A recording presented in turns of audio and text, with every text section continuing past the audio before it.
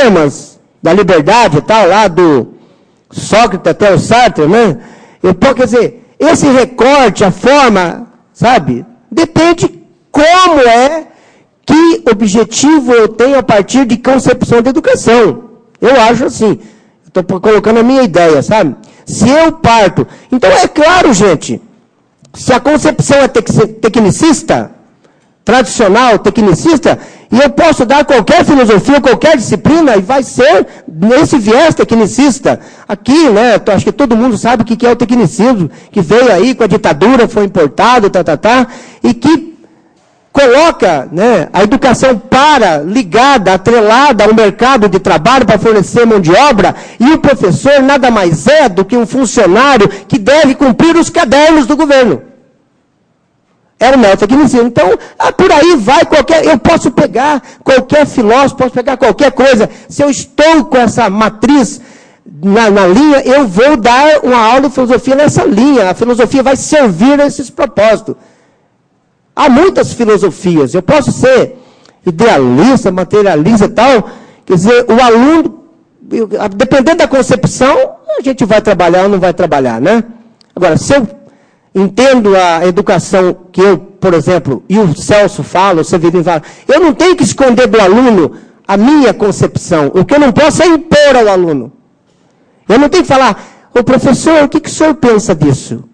Claro que no final, didaticamente, olha, eu penso isso, vocês pensem o que quiserem, mas eu não posso impor ao aluno essa visão. É aí que está a diferença. Eu não penso nada, eu sou amigo de todo mundo. Né? Se vem uma visão, a gente vai ter que ser claro. E optar e falar, olha, você escolhe o que quiser, mas aqui está as questões. E o professor, acho que filosofia, pode fazer essa discussão de concepção de educação. Né? Eu acho que aí está um ponto fundamental que a gente tem que decidir. Cada um aqui, e eu tenho certeza que nem todo mundo aqui tem a mesma concepção de educação, né? Aí posso brincar um pouquinho com o pessoal da política? Eu também sou da política, né? Você vai na esquerda, eu falei, a esquerda parece, desculpa gente, é uma brincadeira, as esquerdas parecem que nem igreja crente, né? A cada dia que desce o Espírito Santo, a gente funda outra seita. E a direita não, a direita a direita é aquilo ali, né? Aqui está a verdade, né? É fácil a verdade. A segurança dessa verdade é muito fácil. O duro é a liberdade que não diz nada, como diz o Raul Seixas, né? Esse caminho que não tem para onde eu ir, porque não está dizendo eu que tenho que construir, né? Aí é diferente. E aí vem uma nova concepção de educação, né? Então a gente educar, o que é educar? Essa é que é a grande questão, né? A sociedade, né, tem que assumir essa questão da educação. Aí o pessoal vem que vai inventar agora, que vai criar uma disciplina chamada Educação Moral e Cívica de novo. Porque tem que ensinar valores para os jovens. A filosofia faz parte dessa discussão. Então, nós temos que lutar para não ficar criando matérias e matérias de conteúdos que é da filosofia. Ao ponto de chegar ao absurdo de eu chegar num colégio em São Paulo, e tinha aula de ética, e ele falou, não, mas aqui na resolução, professor de filosofia não pode dar aula de ética. É verdade. Quer que eu diga o nome da escola? Colégio Albert Einstein. Estava lá, isso nos anos 90.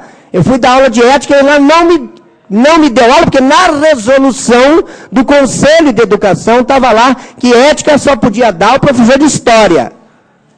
E ela não me atribuiu as aulas de ética. Eu falei, eu vou ter que entrar com processo contra essa diretora, né? Porque não é possível, né? Então, deixa eu apontar aqui para encerrar a última coisa. Deixa eu ver aqui. Sim. Então é isso, gente. Ensinar filosofia, aí eu vou lá com o livrinho que eu ganhei da Morena Chauí, tá bom? Olha, para o Gréteres, aos amigos, ela foi convidada a vir ao encontro, ela está viajando, acho que está na Europa. Aliás, um grande abraço aos amigos, Marilena Chauí está aqui, tá? Ó, que charme. E a grande filósofa. E, aliás, falando nisso, né, olha, eu convidei o Celso, ele também está muito ocupado, o Severino está muito ocupado, então olha, gente, o que tem de mercado de trabalho para filósofo aí está uma beleza. Né? Não desistam. Olha, a minha agenda, só lá para julho do ano que vem, olha lá. Então, não desistam, que tem muito trabalho para filósofo, né? Então a Chauí coloca aqui, né, a pergunta da filosofia. A filosofia é aquela que pergunta por ela mesma, né? Não está aqui, deixa eu ver onde está, atenção, o livrinho. Esse livrinho que ela publicou aqui, né? Claro que para a Chauí isso é fraquinho, né? Publicou nessa coleção aqui, do Maria Chauí, a editora, não vou falar editora não, senão vamos bater. Então assim, né? A filosofia indaga o que é, como é, por quê, para quê, Quer dizer, ao falar da filosofia, a gente tem que perguntar qual é a nossa filosofia, para que a gente quer, qual é o objetivo, o que é filosofia, né? São questões didáticas, né? Que nós vamos. E terminando, né, essas provocações que eu fiz, desculpa da brincadeira, tem gente que não gosta, outro dia, não sei quem falou que eu não podia mais brincar em certos lugares, eu falei, se há uma coisa que eu não vou deixar de fazer na minha vida, é parar, da gente brincar um pouco com a vida, porque, como diz o Neymar, a vida é um sopro, a vida vai rápida demais, a vida passa, né, e ninguém vai ficar para semente. Então, a gente tem que brincar um pouquinho, levando a sério, né? Então, para terminar, eu acho, mais uma coisa que eu queria pontuar, para encerrar, né, que o que o Franklin fala, que o pessoal fala, desenvolver o espírito crítico. Né? Eu acho que uma especificidade da filosofia que a gente pode fazer a qualquer momento, a qualquer hora, eu acho que eu estou tentando fazer isso aqui com vocês. A gente não ensina, teoricamente, nadar, né? A gente ensina, mas tem que cair na água e nadar. E o cara que ensina a nadar, eu não sei de quem eu peguei essa figura, o cara que vai nadar, o nadador e o técnico dele, ele que tem que cair na piscina e nadar, não sou eu que vou nadar para ele. Então, todo mundo aqui, e os alunos, vão aprendendo, inclusive com nossos próprios erros, com as nossas próprias falhas, com as nossas próprias ideologias, vão aprendendo a tomar suas posições e vão aprendendo a pensar com a própria cabeça, né? Então está aqui. Que a função fundamental da filosofia, segundo o Franklin usa, que é o desenvolvimento do chamado estilo reflexivo. Então ele diz lá, esse estilo reflexivo pode ser ilustrado quando o professor e alunos refazem o percurso da interrogação filosófica, identificando a maneira peculiar pela qual os filósofos construíram suas questões e suas respostas, históricas e socialmente situados, para que se possa também hoje problematizar questões e construir respostas originais no contexto histórico e social em que se situa o homem contemporâneo. Quer dizer, na medida em que eu entro, desculpa aqui, né, minhas metáforas futebolísticas, né, parafraseando o meu amigo lá de novo, né, quer dizer, na medida que eu pulo na piscina do conhecimento, eu vou aprendendo a mexer e a nadar com a água, mas não é pelo fato de que a água está lá que eu necessariamente vou não filosofar, que eu posso afogar também, né? Então, eu acho que é isso que é chamado espírito crítico, que não tanto ensinar, a palavra conscientizar, eu também tenho muito problema, eu vou conscientizar aluno de espírito crítico, mas dar as condições para que nós mesmos e os alunos vão aprendendo esse estilo reflexivo, que é essa mania de indagar, de estar sempre aberto ao conhecimento, de estar sempre estrangeiro na sua terra, de estar sempre buscando, né, esse conhecimento. E, claro, aí eu termino com a frase que parece uma coisa bem chata mesmo, né, do Sócrates, que eu adoro, né, e os alunos gostam disso. Eu só sei que eu não sei. Então, qual seria o outro específico Os alunos me tiram sarro com isso. O Sócrates, quando vai lá no oráculo, né, todo mundo sabe, qual que é o homem mais sábio de Atenas? Sócrates. Aí ele fala, caramba, eu vim aqui, né, nesse oráculo, paguei, perdi tempo, estou querendo saber quem é o homem mais sábio de Atenas. Vem aqui, perco tempo, você vem falar que sou eu? Estão brincando? Essa dona está me enrolando, está me enganando. Saiu chateado da vida e foi procurar o mais sábio. E não foi, e aí ele descobriu o quê? Que aqueles que se achavam sábios, não eram sábios. Achavam que eram sábios. E aí ele vai dar a grande sacada. Se eu sei que eu não sei, eu sei alguma coisa. E se eu sei alguma coisa, eu sei muito mais do que esses sábios de Atenas. Ora, o princípio da filosofia não é dar uma de humilde, aí eu não sei nada, eu não sei nada. é que eu sei aquilo que eu não sei. Essa aqui é a dialética disso. Quer dizer, a gente busca uma coisa que sabe que não sabe. E que é uma necessidade. Eu acho que isso é fundamental para tornar sempre viva essa chama do pensamento filosófico. E é por isso que eu estou aqui. Eu acho que muita gente está aqui também. Muito obrigado.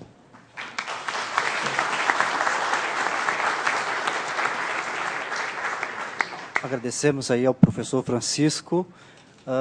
E ainda se encontra conosco aqui na mesa um documento de identidade de José Costa Martinez. Ele está por aí? Está aqui, então, por favor, venha buscá-lo. Vamos prosseguir, então, abrindo neste momento para a plenária, se inscrever, fazer as suas contribuições.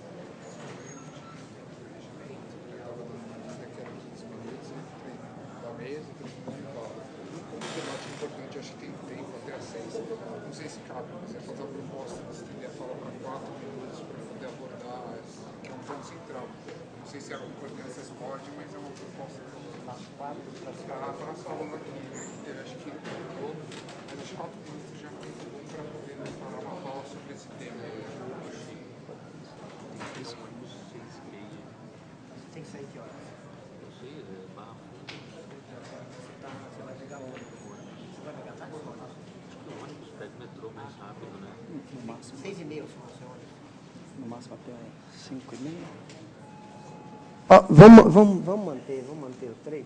A gente, alguém deu uma sugestão de aumentar o tempo da fala, mas o nosso palestrante que mora em Marília tem que pegar um ônibus 6h30, então ele tem um limite para sair daqui, né? A gente começa com os 3 minutos, né? Depois, sobrando tempo, a gente volta de novo, não é isso? Pode ser? Né? Volta, faz nova inscrição, não tem problema, né? Tá bom? Nós temos até 6 para ficar aqui. Mas ele, 6h30, vai ter que sair antes. Ok? Eu não sei que horário que eu tenho que sair daqui. Provavelmente 1 hora antes, talvez, umas 5h30. Né? Então, talvez eu pudesse fazer umas 5h15, eu poderia fazer a minha última intervenção, e vocês continuariam, se não se importarem com a minha indelicadeza de sair antes. Não, tudo bem. O pessoal fala aí, né? Não sei, a gente limita, quantos tem inscritos?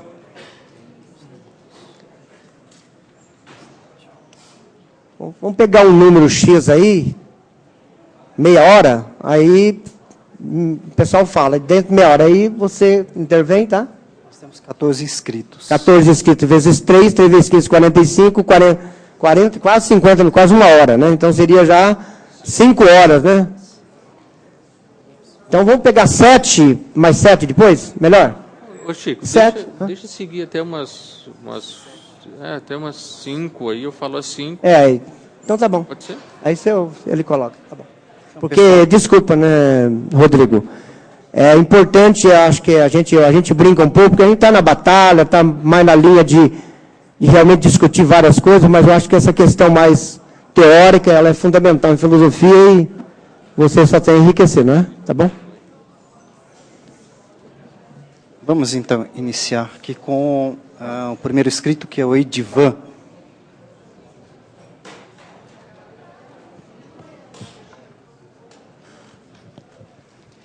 Boa tarde a todos.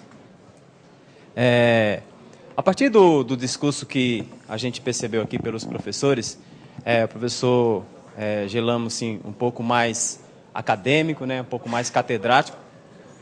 Está desligado?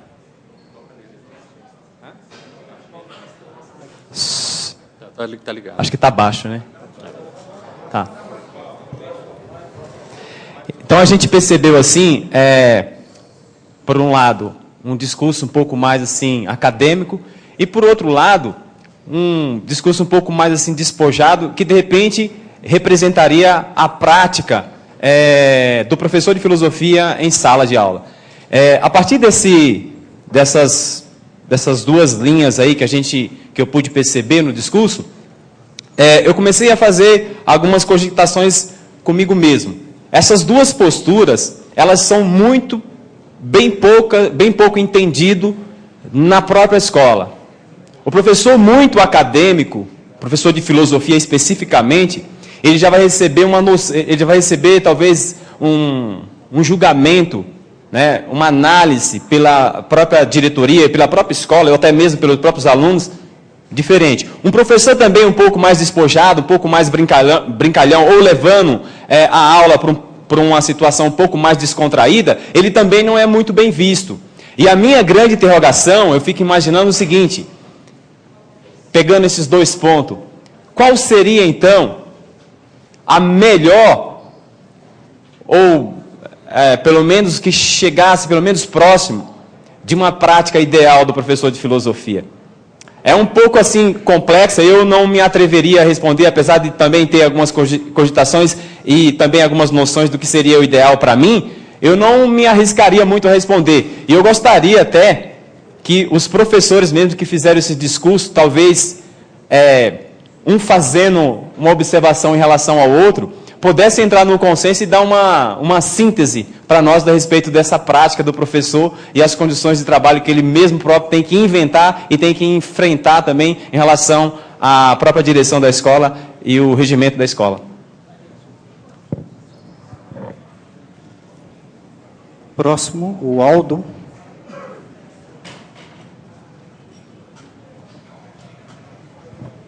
Alô, agradecer a presença dos colegas da exposição. E, assim, como a gente... o primeiro, a partir do óbvio, né? O tema dessa mesa é construção de uma nova proposta curricular para o Estado. Se é nova, pressupõe que nós não estamos satisfeitos com o que nós temos. E eu parto daí, tá certo?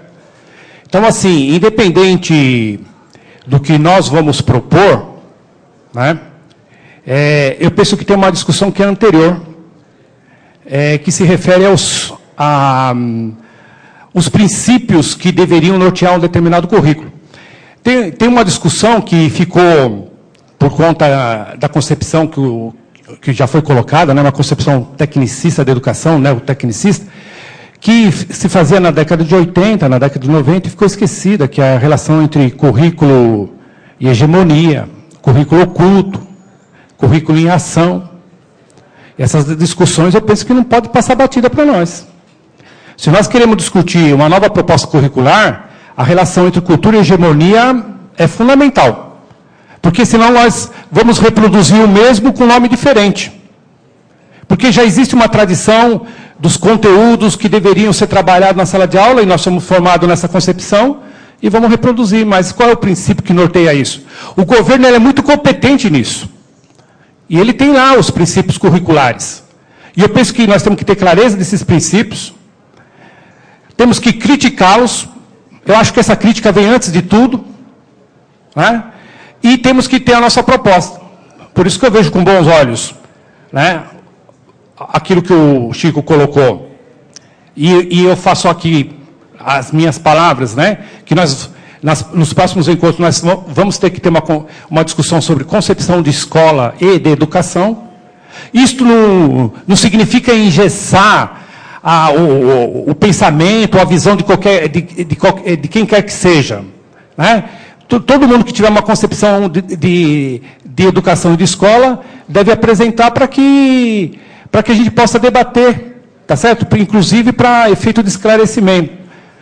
E temos que ter uma concepção do que é currículo, que eu acho que está faltando. Peguei aqui uma frase do Marx: a arma da crítica não deve substituir a crítica das armas. Um minuto, professor. Obrigado. Obrigado.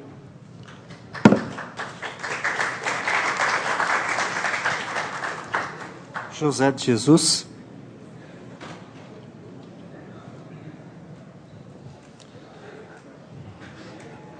Serei bastante objetivo, né?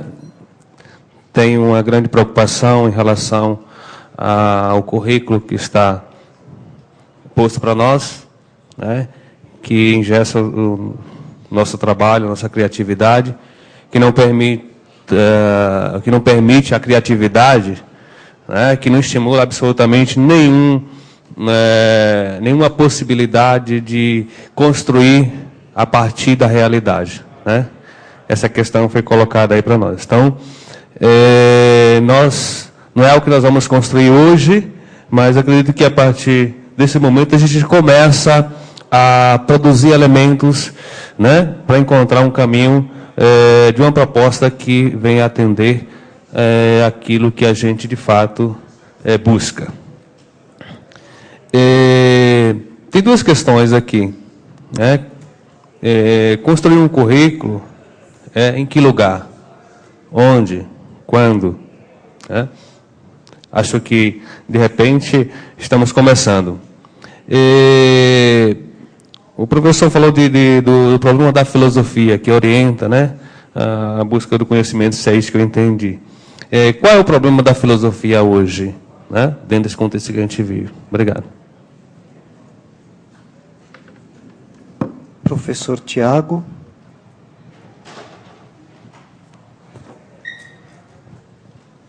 Bem, em relação ao currículo, eu tenho algumas visões assim, um pouco discordantes de alguns colocaram aqui o currículo enquanto engessado, enquanto limitador da atividade docente. Primeiro porque o currículo é uma vitória do professor, né? Nós sempre reclamamos que nós não tínhamos nada que nos orientava, nada que nos guiava, e de repente o currículo veio nos dar uma orientação, veio dar diretrizes mínimas, expectativas mínimas de aprendizagem para os nossos alunos. Mas eu acredito que no estado de São Paulo nós temos uma divergência entre aquilo que é pensado e aquilo que é feito. Você pega o caderno de Ciências Humanas, por exemplo, as expectativas para o ensino de filosofia é para pensar, é para a criação de espaços democráticos no meio da comunidade escolar. Então, ele é totalmente pensado para a ação e para relacionar o pensar com o agir. Lógico que isso, quando você pega os cadernos do professor e do aluno, a mediocridade do que é posto no caderno nos deixa frustrado em relação àquilo que o currículo em si havia pensado anteriormente. No entanto, este currículo ele não me limita enquanto professor. Pelo contrário, se eu vejo que ele tem deficiências, eu tenho que, então, me programar a partir dessas deficiências para criar um espaço de construção. Porque não adianta eu criar uma nova proposta pedagógica aqui, curricular, que não vai satisfazer a todos. Nós vamos ter que ter uma outra associação de professores de filosofia para criticar a proposta que nós vamos fazer, porque não vai agradar a todos. Então, na verdade, nós temos que criar os nossos próprios espaços dentro da sala de aula para adequar a nossa realidade social, para adequar as nossas expectativas em relação àquilo que estamos e tudo mais. Um exemplo, a apostila 3 do terceiro bimestre de filosofia, eu já, por ter 2 cargos e ter 10 segundos colegiais, 10 primeiros colegiais, já decorei todas as apostilas de cabo a rabo, trata da questão da desigualdade social, que é o tema central do negócio. Então, a gente vai estudar lá Platão com a desigualdade natural, no mito dos nascidos da terra, vamos pegar Rousseau e vamos à desigualdade social. Nas minhas salas de aulas, eu comecei o bimestre passando para ler Morte e Vida Severina de João Cabral Belo Neto, para discutir com o romance de 30 as desigualdades sociais no Brasil, para discutir geografia da fome de José de Castro, para depois eu chegar nessa discussão toda teórica em relação à desigualdade social. Ora, o currículo não previa que eu fizesse isso, mas eu, a partir disso, e daí a minha grata surpresa é que a professora de língua portuguesa gostou do que eu estava fazendo e utilizou as atividades que eu desenvolvi em filosofia como critério avaliativo para a disciplina dela de língua portuguesa, fazendo da filosofia, então, um espaço de interdisciplinariedade. Então, o currículo ele não te limita, o currículo te dá expectativas de ir além. Agora, se a gente ficar pensando aqui, vamos cumprir cada apostila da primeira à quarta situação de aprendizagem, bimestre por bimestre, nós somos tão equivocados quanto ao nosso currículo que temos e quanto ao currículo que queremos ter. Obrigado. Obrigado, professor. Antônio.